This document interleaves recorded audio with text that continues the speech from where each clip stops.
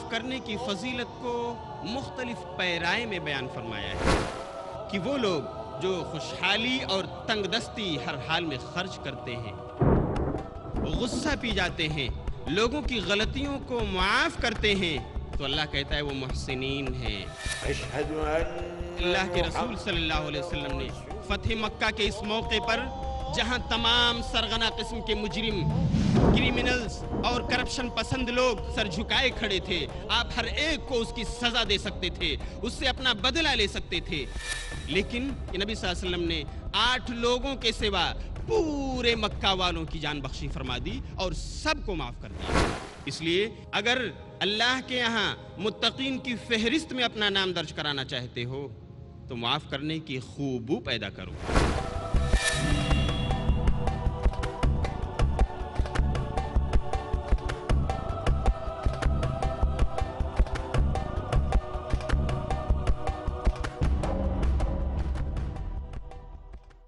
اللہ کے رسول نے ایک واقعہ اپنے صحابہ کرام کو سنایا کہ اے صحابہ کرام تم دوسروں کو معاف کر دیا کرو۔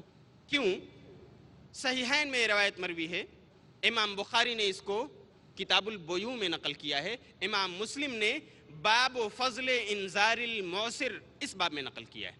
اللہ کے رسول نے کہا کہ پچھلی امتوں میں ایک تاجر، ایک بزنس مین تھا، وہ لوگوں کو لون دیا کرتا تھا، قرض دیا کرتا تھا، لوگ اس سے اپنا کاروبار، اپنی تجارت، اپنا بزنس چلایا کرتے تھے، اپنی ضروریات کا خیال رکھتے تھے، لیکن جب وہ تاجر کسی انسان کو تنگ دست پاتا کہ وہ قرض نہیں لوٹا پا رہا ہے تو اپنے ورکروں اور اپنے ملازموں سے کہتا کہ دیکھو اس انسان کو چھوڑ دیا کرو، معاف کر دیا کرو، یہ تنگ دست ہے، بدحال ہے، اس کے پاس پیسے نہیں ہیں، معاف کر دیا کرو۔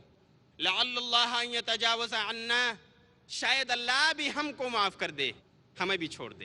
فتجاوز اللہ عنہ، اللہ کے رسول نے فرمایا چنانچہ ایسا ہی ہوا، اس انسان کو، اس تاجر کو اللہ نے معاف کر دیا، بخش دیا۔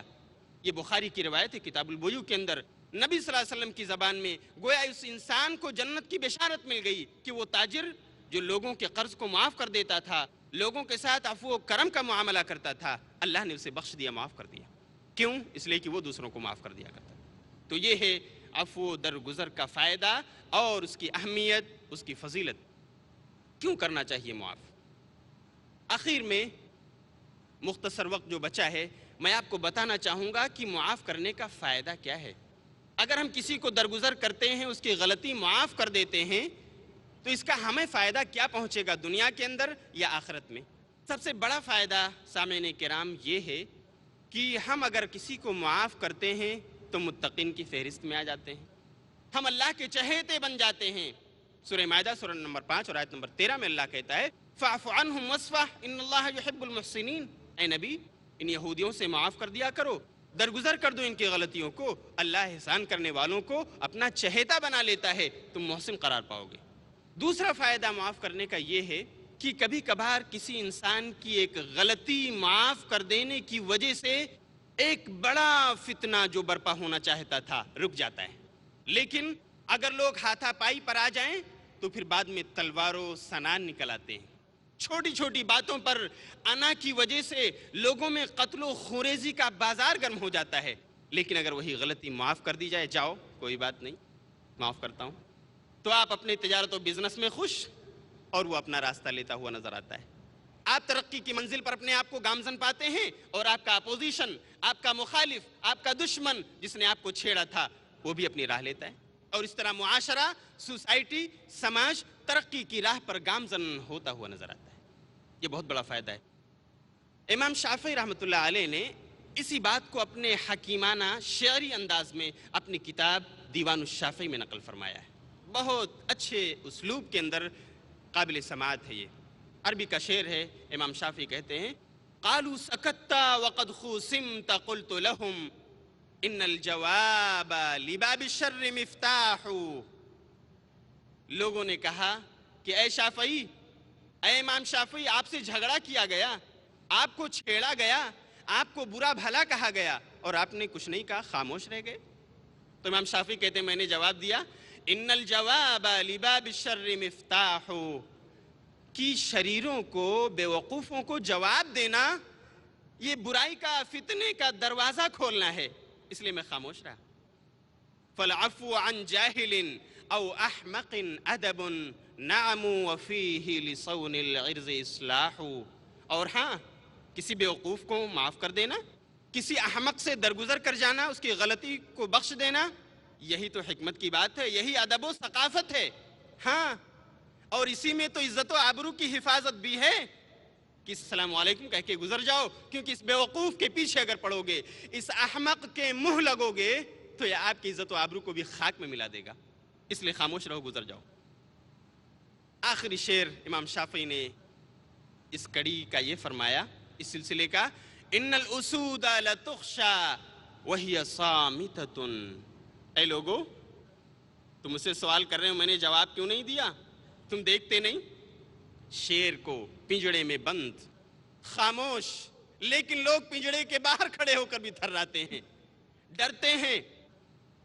ان الاسود لتخشى وهي صامتة، شیروں سے ڈرا جاتا ہے حالانکہ وہ پنجرے میں بند، خاموش، کچھ آواز نہیں کر رہا، خوف کھا رہے ہیں لوگ۔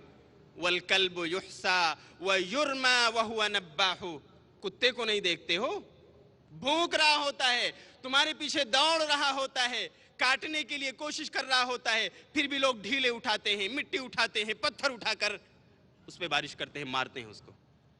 بھونک رہا ہے، چلا رہا ہے، پھر بھی اسے مارا جاتا ہے۔ شیر خاموش ہے، لیکن لوگ خوف کھا رہے ہیں، ڈر محسوس کر رہے ہیں۔ اپنے اندر یہ صفت پیدا کرو معاف کرنے کی، لوگ تمہارا لحاظ کریں گے، لوگ تمہاری عزت و آبرو کو باقی رکھیں گے، اس لیے کہ تم نے دوسروں کو نہیں چھیڑا، معاف کر دیا۔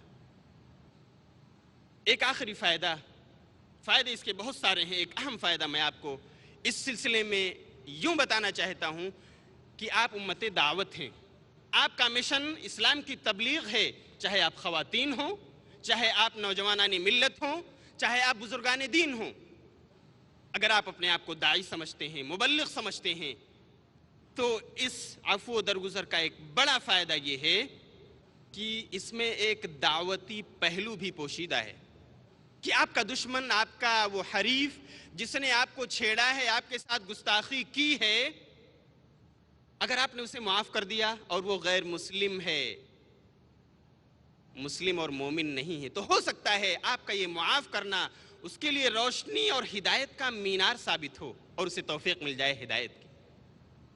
ایک واقعہ جسے حافظ ابن الحجر نے فتح الباری جو بخاری کی شرح ہے اس کی جلد نمبر 7 اور صفحہ نمبر 534 پر نقل کیا ہے۔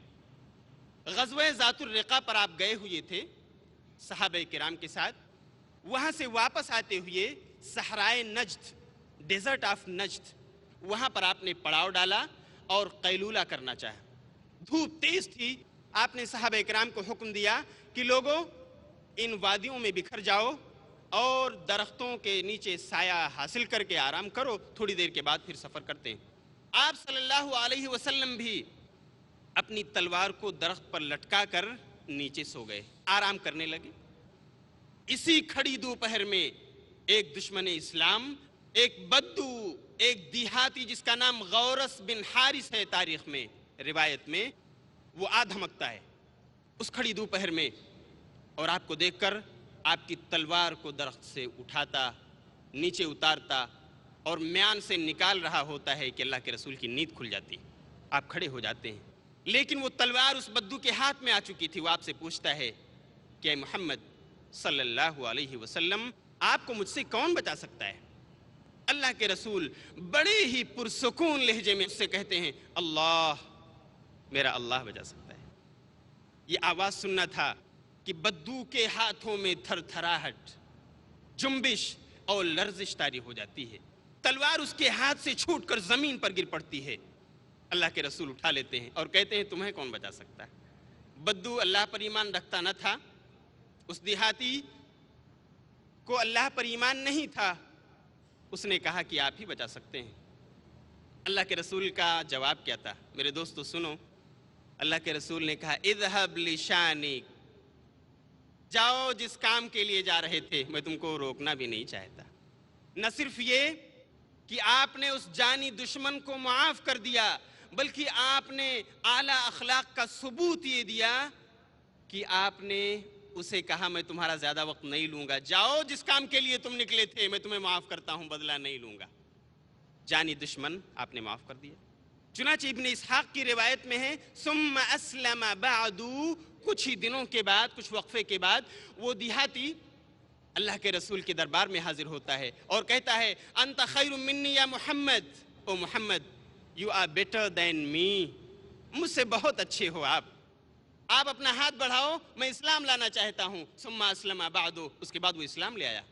آپ نے دیکھا معزز سامعین کرام، خواتین اسلام، اللہ کے رسول نے اس غیر مسلم کو معاف کر دیا تھا، اس کے ساتھ عفو درگزر کا معاملہ کیا تھا، وہ متاثر ہو گیا اور بعد میں آپ کے ہاتھوں پر اسلام لے آیا۔ اگر ہم بھی اپنے دشمنوں کے ساتھ، وہ لوگ جو ہماری مخالفت میں آتے ہیں، وہ لوگ جو ہمارے خلاف ایجیٹیشن چلاتے ہیں، اگر ہم انہیں معاف کرنے کی صلاحیت اپنے اندر رکھتے ہیں، اگر ہم ان سے درگزر کرتے ہیں، تو بہت ممکن ہے کہ ایک وقت آئے وہ اپنے گریبان میں منہ ڈال کر جھانکیں ہم غلط کار ہیں، ہم نے جس کو چھیڑا ہے وہ مجرم نہیں، ہم نے جس کو چھیڑا ہے غلط کیا ہے، ہمیں شرمندگی ہونی چاہیے، ہمیں جا کر معافی مانگنی چاہیے۔ میں انہی باتوں پر اپنی تقریر کو ختم کرنا چاہوں گا اور آپ سے گزارش کروں گا کہ اس تقریر میں جو کچھ آپ نے سنا ہے، عفو درگزر کی بابت، نبی صلی اللہ علیہ وسلم کے معاف کرنے کا انداز کیا تھا اس کی بابت، اسے اپنے سماج، اپنی سوسائٹی اور اپنے معاشرے میں انجام دیں، خود اپنے آپ پر، اپنے گھر اور کنبہ اور قبیلہ پر اسے انجام دیں۔ انشاءاللہ آپ کا گھر پرسکون ہوگا، آپ چین و سکون کی زندگی بسر کر سکیں گے اور اپنے معاشرے والوں کو بھی چین و سکون فراہم کر سکیں گے۔ اللہ رب العالمین ہم سب کو اپنے آخری نبی کے اسوہ حسنہ پر عمل کی توفیق عطا فرمائے۔ وآخر دعوانا ان الحمد للہ رب العالمین، والسلام علیکم ورحمۃ اللہ وبرکاتہ۔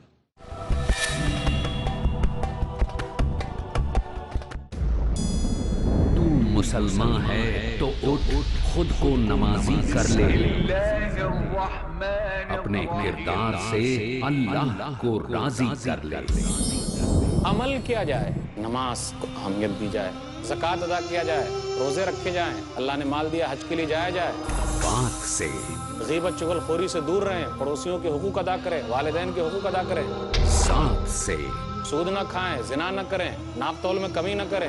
اپنے ہر عمل سے، عبادتوں کے اہتمام سے، جو رسول اللہ کی اطاعت کرتا ہے حقیقی معنوں میں وہ اللہ کی اطاعت کرتا ہے، اللہ کی بات مانتا ہے۔ شیخ ثناء اللہ مدنی بتائیں گے عمل وہ جو ضروری ہے۔ ایسا ہی عمل سب سے اہم چیز ہے۔ آج ہم اور آپ صحیح فضیلت سے لا علم ہیں۔ بنائیے کامیاب اپنا مستقبل و حال، فضائل اعمال، ہر پیر شام 6:30 بجے اور دوبارہ صبح 9:30 بجے انڈیا میں پیس ٹی وی اردو پر۔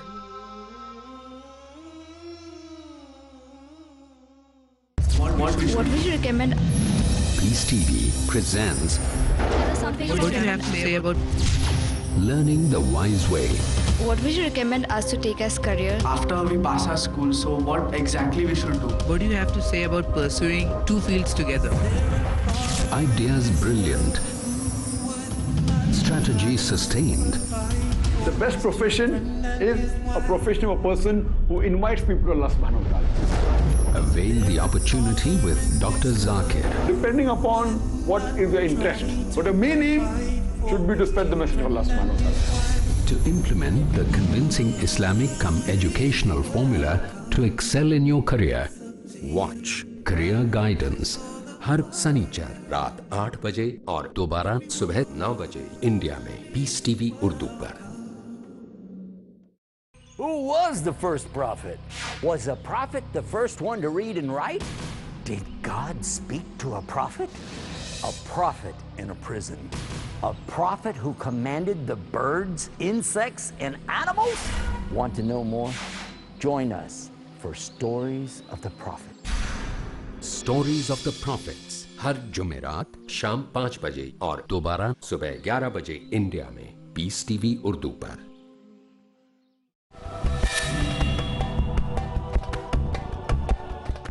شکراً، جزاکم اللہ۔ ہمارے فاضل مقرر جناب شمیم فوزی حفظہ اللہ نے آپ کے سامنے معافی کے تعلق سے بڑی اہم باتیں رکھی ہیں۔ آئیے آپ کے سوالات کی روشنی میں اس موضوع کو ہم اپنے فاضل مقرر سے مزید واضح کر لیں۔ فاضل مقرر، ہمارے سامنے 2 سوالات ہیں اس وقت اور نہایت اہم سوال ہیں۔ جناب اعجاز محمد صاحب نے ایک سوال کیا ہے۔ آپ کہتے ہیں کہ ہم مظلوم ہو کر ظالم کو معاف کرتے چلے جائیں تو ظالم کو شہ دینے کے مترادف ہوگا۔ کیا اس طرح ہم ظالم کو ظالم رہنے پر شیر نہیں بنا رہے ہیں؟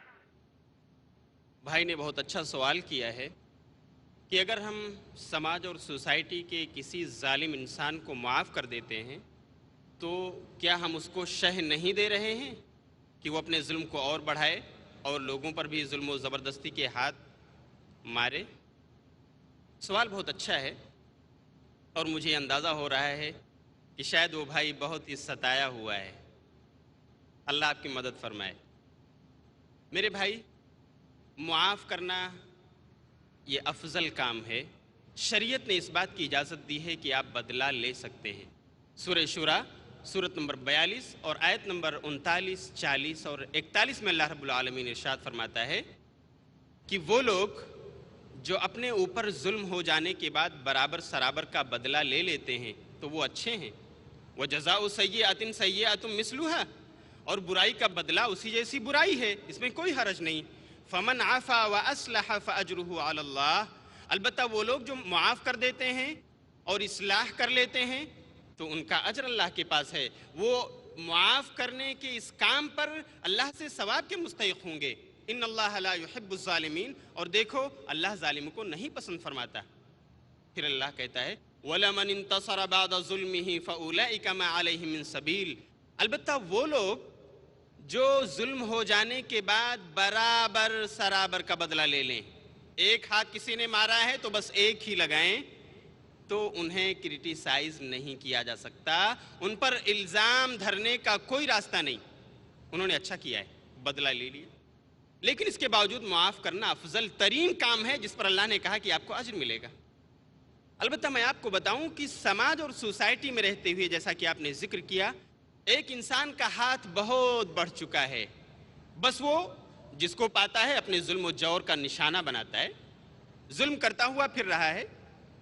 تو ایسے انسان کو سماج میں سبق سکھانے کی ضرورت ہوتی ہے۔ ایک وقت آتا ہے کہ سماج کا تقاضا ہوتا ہے، حالات کا تقاضا ہوتا ہے کہ اس ظالم کو سبق سکھایا جائے تاکہ وہ اپنا ہاتھ روکے، آگے نہ بڑھائے۔ حالات وقت کا تقاضا ہم سے یہی کہتا ہے کہ بدلہ لو، یہاں پر بدلہ لینا ہی افضل ترین کام ہے۔ جیسے ایک واقعہ میں آپ کو سناؤں جسے امام ابو داؤد نے سنن ابو داؤد کتاب الخراج میں صحیح سند کے ساتھ نقل کیا ہے۔ علامہ البانی نے اس کو صحیح کہا ہے۔ کعب بن مالک رضی اللہ تعالیٰ عنہ اس روایت کے راوی ہیں۔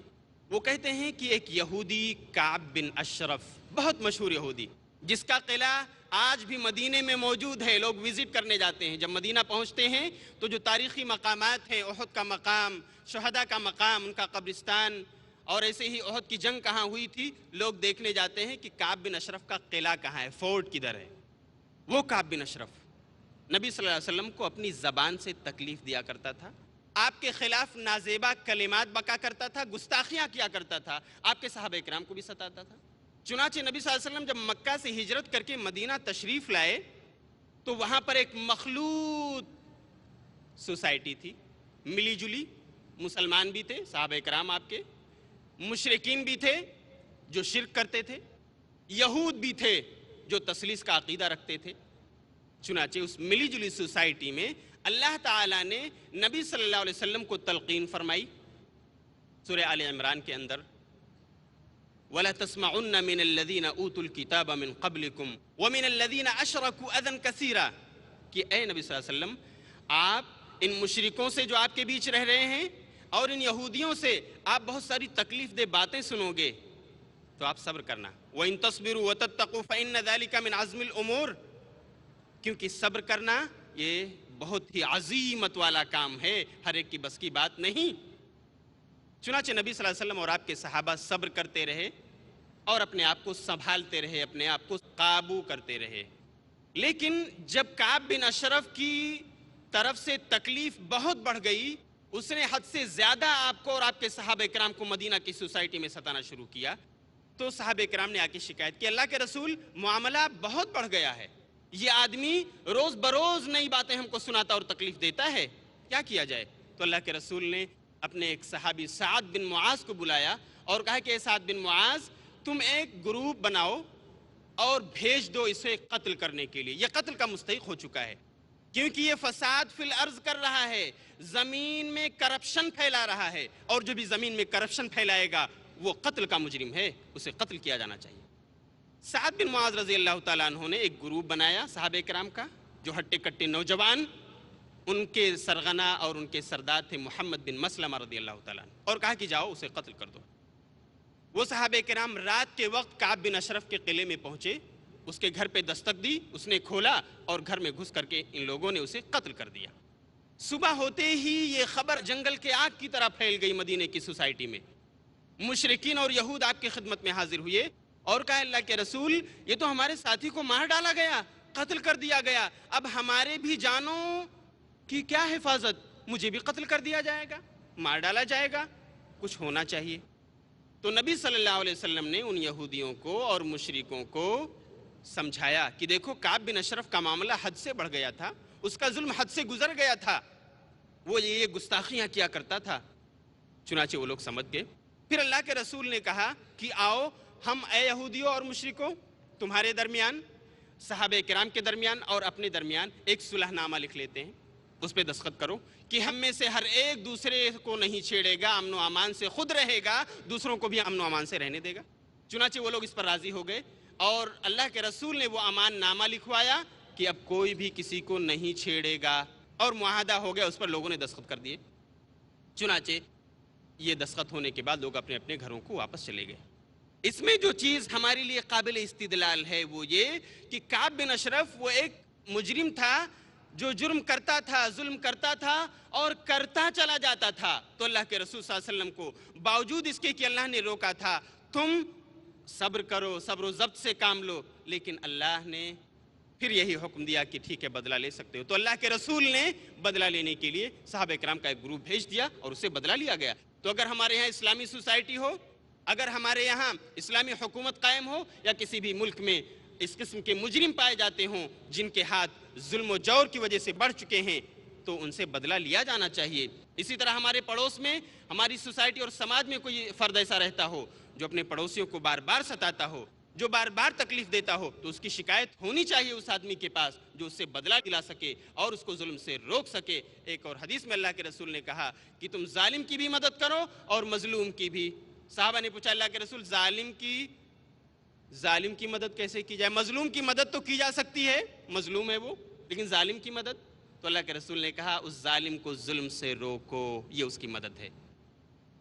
حضرات، میں سمجھتا ہوں کہ ہمارے فاضل مقرر نے بہت تفصیل سے آپ کے سامنے بات رکھی، اور اس طرح ہمارے محترم کفیل صاحب کا سوال اور عبد الکریم صاحب کا سوال بھی اس کے جوابات ہو گئے، اس لیے میں اسے دوبارہ نہیں دہرانا چاہتا ہوں۔ ہماری ایک بہن صفیہ شیخ نے ایک سوال بھیجا ہے، وہ کہتی ہیں کہ ایک لمبے عرصے تک رشتہ داروں کے درمیان تلخی رہی، اب اگر میں انہیں معاف کرنا چاہوں تو اس کا طریقہ کیا ہوگا؟ ہمارے کچھ رشتہ دار اور ریلیٹیوز ہیں جن کے ساتھ ہماری تنی رہتی ہے، وہ اپنی تلوار نکالے رہتے ہیں اور میں اپنی، لیکن ابھی تک معاملہ چلتا رہا۔ ابھی میں ان کو معاف کرنا چاہتا ہوں تو کیا کروں؟ تو اس کا آسان حل یہ ہے کہ آپ اپنی تلوار اپنی میان میں رکھ لیجئے، انشاءاللہ وہ سامنے والے بھی اپنی تلوار کو چھپا لیں گے، یہ سب سے آسان طریقہ ہے۔ اور اگر آپ مزید ان سے گفتگو جاری کرنا چاہتے ہیں، کیونکہ اسلام کہتا ہے 3 دن سے زیادہ کوئی آدمی کسی سے بچھڑ جائے، غصہ ہو کر بات چیت نہ کرے تو حرام ہے، مسلمان سے بات چیت نہ کرے 3 دن سے زیادہ حرام ہے۔ اس لیے اگر آپ ان سے گفتگو شنید کرنا چاہتے ہیں، ان کو کچھ سنانا چاہتے ہیں، ان سے کچھ سننا چاہتے ہیں، تو آپ چاہیے کہ اپنا ایک میڈیٹر رکھیے، کوئی ایک ایسا آدمی منتخب کیجئے جو سوسائٹی اور سماج میں متفق علیہ مانا جاتا ہے، جس کو آپ کی اپوزیشن پارٹی بھی مانتی ہے اور آپ بھی جس کی عزت کرتے ہیں، اور اس آدمی کو بھیجئے کہ بھائی ہم ان سے صلح کرنا چاہتے ہیں، ہم یہ جو تلخیاں چل رہی تھیں، جو رسہ کشی تھی ہمارے درمیان، ہم صلح کرنا چاہتے ہیں۔ خواہ مخواہ کے لیے ایک دوسرے سے ناراض رہنا اور یوں ہی زندگی گزار دینا اچھا نہیں ہے، محبت کے بھی تو کچھ تقاضے ہیں، رشتہ داریاں بھی تو کچھ ہوتی ہیں، اور یہ پیغام دے کر آپ بھیجیے. انشاءاللہ امید ہے کہ وہ میڈیٹر، وہ آپ کا حکم اور وہ ثالث کی اکثریت اس امتحان میں بھی ناکام رہی. فَشَرِبُوا مِنْهُ إِلَّا قَلِيلًا مِّنْهُمْ، وہ سب کے سب پی لیے، بہت تھوڑے لوگ تھے جو اس سے پیے نہیں. تو لہٰذا اس قانون کو سمجھنے کی ضرورت ہے. ہم میں سے کتنے لوگ ہیں، ہر شخص کی زندگی میں ایسے مواقف آتے ہیں، ایسے موقع آتے ہیں جہاں اللہ تعالیٰ ہمارے اخلاق کو ٹیسٹ کرتا ہے، ہمارے تقوی کا امتحان لیتا ہے، ہمارے خوف الہی کا امتحان لیتا ہے، ہمارے ایمان اور یقین کی مضبوطی کا امتحان لیتا ہے. ایسی گھڑیوں میں ثابت قدم رہنا ہی کمال ہے. اور ایسے وقت آپ ثابت قدم رہ جائیں گے تو اللہ تعالیٰ کے پاس بہت بڑا انعام ہے. اس لیے کہ برائی کا موقع ہاتھ آئے اور انسان برائی نہ کرے، گناہ کا موقع ہاتھ آئے اور انسان گناہ سے بچے. یہی اصل تقوی ہے، یہی اصل کمال ہے. انسان صبح سے شام تک کہے میں مسجد میں بیٹھا ہوا تھا، ذکر کرتا رہا، نمازیں پڑھتا رہا، میری نگاہوں نے آج کسی کو غلط نظر سے نہیں دیکھا، میں نے آج کسی سے جھوٹ نہیں کہا. اچھی بات ہے، مگر کوئی کمال نہیں کیا. صبح سے شام تک مسجد میں رہے اس لیے جھوٹ نہیں بولے، صبح سے شام تک مسجد میں رہے اس لیے کسی کو غلط نظر نہیں دیکھا. کمال یہ ہے کہ وہ صبح سے شام تک مارکیٹ جائے، بزنس کرے، کاروبار کرے اور شام کو کہے کہ آج الحمدللہ میں نے کسی سے جھوٹ نہیں کہا. واقعی یہ کمال ہے. کمال یہ نہیں کہ انسان کہے کہ میں مسجد میں بیٹھا رہا، کسی کو غلط نظر نہیں دیکھا. کمال یہ ہے کہ کالج میں پڑھ رہا ہے اور کہے کہ میں نے کسی کو غلط نظر نہیں دیکھا. یہ اللہ کے پاس قانون ہے. گناہ کے اسباب رہتے ہوئے انسان گناہ سے پرہیز کرتا ہے، بچتا ہے، تو رب العالمین ایسے بندوں کو بہت زیادہ نوازتا ہے، بہت زیادہ اجر و ثواب دیتا ہے، کیونکہ حقیقت میں وہ تقوی کا ثبوت دے رہے ہیں، خشیت الہی کا ثبوت دے رہے ہیں، خوف الہی کا ثبوت دے رہے ہیں. تو آج ضرورت ہے اللہ تعالیٰ کی ابتلاء اور آزمائش کے ان قوانین کو سمجھنے کی. اگر اللہ کے اس قانون ابتلاء اور آزمائش کو نہیں سمجھیں گے تو ہم لغزش کھا سکتے ہیں. ہم دیکھتے ہیں بعض دیندار نمازی یہ شکایت کرتے ہیں کہ ہم دیندار ہیں، ہم نمازی ہیں، سب کچھ ہیں، اس کے باوجود کیا بات ہے کہ تجارت میں برکت نہیں ہو رہی ہے، مصیبتیں آ رہی ہیں، بیماریاں آ رہی ہیں. یہ اعتراض اس بات کی علامت ہے کہ اس شخص نے اللہ کے قانون ابتلاء اور آزمائش کو سمجھا نہیں ہے. اللہ زیادہ نمازیوں ہی کو آزمائے گا، دینداروں ہی کو آزمائے گا. اس لیے اس قانون کو سمجھنا بہت ضروری ہے تاکہ ہم کامیابی کے ساتھ اس امتحان اور اس ٹیسٹ کو پاس کر سکیں. دعا ہے رب العالمین سے اللہ تعالیٰ کہنے والے کو اور سننے والوں کو اس امتحان زندگی میں اور ہر آزمائش میں ثابت قدم رکھے، ایمان و یقین پر. اللہ کرے آمین. وآخر دعوانا ان الحمد للہ رب العالمین. هذا القرآن يوحدنا لطريق